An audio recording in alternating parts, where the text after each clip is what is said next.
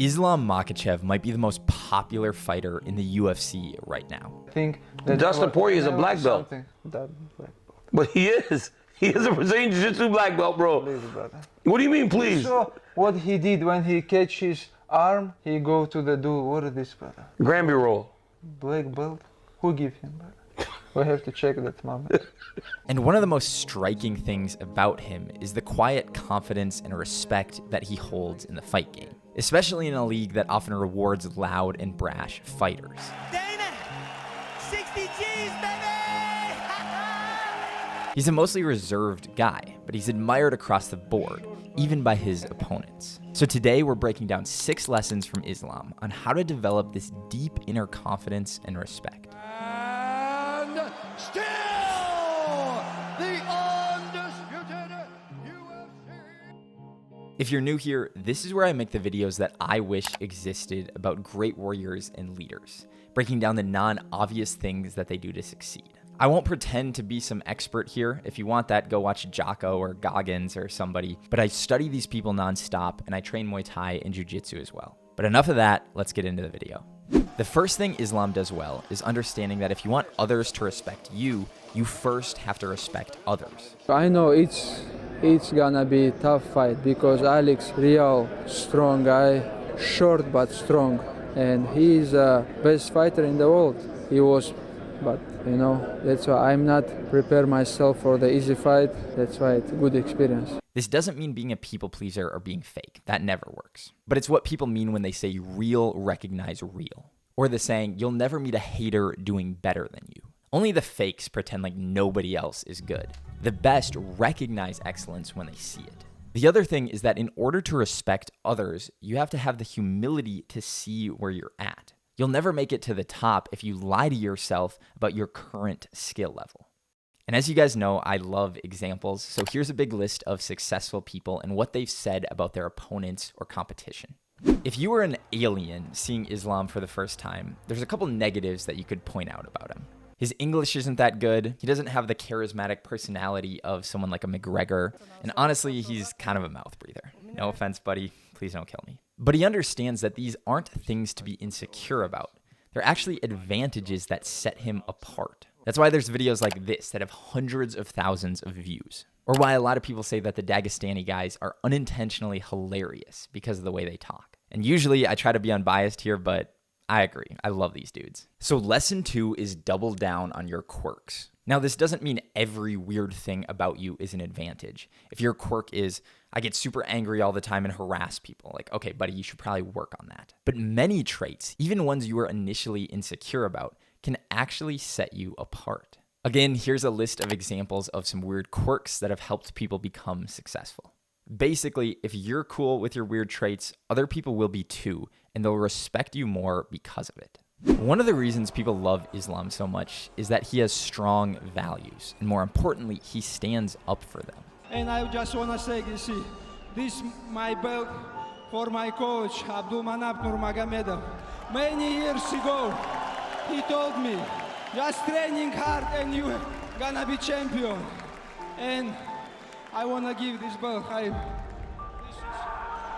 and his father make me, I know.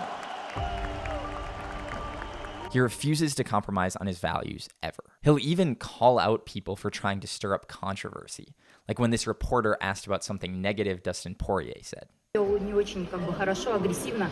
Как ты реагировал на это? Он там говорил, что Ну, это неожиданно на пресс-конференции, он там сказал такой американский сленг, который не придают смысла, но парень довольно уважительный парень. Он потом после взвешивания подошел ко мне 2 раза объяснить, что он ничего плохого не имел. В клетке подошел 2 раза. Потом к моему менеджеру подошел американцу сказать, что попытайся Исламу объяснить, что на американском сленге это ничего не... In today's day and age, it seems like a lot of people will sell out for money or fame. So we respect those who have genuine standards. If you want to apply this in your own life, the first step is figuring out what your standards and values are. From there, you can go on to living them out. This next point is closely related to the previous one, and it's that although Islam takes his values very seriously, he also knows how to have fun. You think that you won the match? Of course. I took that leg. Maybe we have video. I took that leg that you say is unscorable. That leg? This one. Brother, that leg, there is nobody remember but when somebody take this leg. Brother. This leg, undefeated, undisputed. As we just established, you should totally stand up for your values. But there's a difference between that and getting mad every single time someone pokes fun at you. So lesson 4 is know when to take a joke, and more importantly, know when to make a joke yourself. When Islam isn't training, he's actually a pretty goofy guy. Would you box a kangaroo? And if so, who wins? I'm gonna beat kangaroo for sure. I know kangaroo have good striking, but nobody check the grappling. And this shows other people that you don't take yourself too seriously. But more importantly, it shows you that you don't take yourself too seriously. So it helps you keep your ego in check so that you can keep learning. In movies, the serious people are often idolized. That's also why if you go on Instagram, I'm sure you've seen the 30,000 posts of some guy from Peaky Blinders with an inspirational quote next to him and they're looking all tough and serious. But you don't want to be universally serious all the time. Instead, you want to aim to be sincere, which means taking the right things seriously, but also knowing how to have fun. The next lesson involves something that's a big part of the UFC, trash talk. Islam isn't one of those guys like a Chael or Connor who's known for their trash talk. First of all, give us your thoughts about having a last-minute opponent, being able to fight at 170, and Nate Diaz. It's another day for me. One pulls out, another one steps in. I'm used to it. I was just giggling at his little soft body. I've never seen a skinny guy. How can a fat guy be so skinny at the same time? It amuses me, But what sets him apart is that when he does talk trash, it's authentic. He lose in the UFC 7 times, brother. He's not gonna upset if he lose one more time. Islam, how long? People finish him 7 times, brother. UFC, some guys finish him 7 times. Fighters And can't this grow guy though, champion. Islam. And this guy champion in my division. I'm very upset because. He's not making stuff up to build hype. He's literally saying what he thinks. And usually the data backs him up. What many people miss is how good of a wrestler Bobby Green is. He's really good at defending takedowns. He has a wrestling background. Who do said? You feel? Listen, I'm telling you. What do you mean? Who said? Who said? What do you mean? What do you mean? Brother, he have good boxing and that's it, brother. Don't The say guy, good wrestling. he has a wrestling background, Islam.